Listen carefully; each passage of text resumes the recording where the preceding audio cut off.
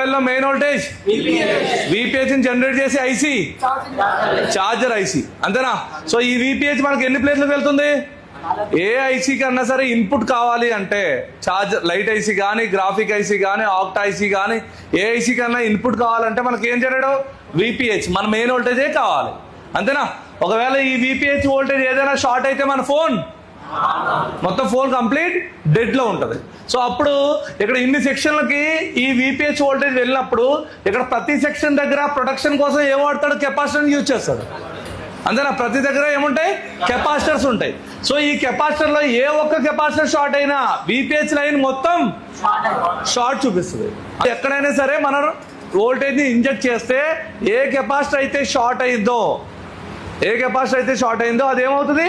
కరిగిపోతుంది. సో అదే మనం ఇక్కడ ఏం చేసాం? ఇప్పుడు ప్రాక్టికల్ గా చూసామన్నమాట. ఫస్ట్ ఇక్కడ ఒక కెపాసిటర్ షార్ట్ ఉంది, అర్థమైందా? ఇక్కడ ఏముంది? ఇప్పుడు ఒక కెపాసిటర్ షార్ట్ ఉంది. సో మొత్తం బోర్డు మొత్తానికి మనం ఏం అప్లై చేసాం? ఇక్కడ రోజన్ అప్లై చేసామా? బోర్డుకు రోజన్ అప్లై చేసి ఈ లైన్లో ఎక్కడో ఒక దగ్గర మనం ఏం చేసాం? షార్ట్ కిల్లర్ని ఇంజెక్ట్ చేసాం. అంటే కొంత వోల్టేజ్ ఏం చేసాం? ఇంజెక్ట్ చేసాం. ఇక్కడ చూడండి ఒకసారి. ఇప్పుడు ఈ లైన్ మొత్తం కూడా మనం ఏ లైన్ అని చెప్పుకున్నాం? విపిహెచ్ లైన్, ఓకేనా? ఈ విపిహెచ్ లైన్లో మొత్తం షార్ట్ ఉంది.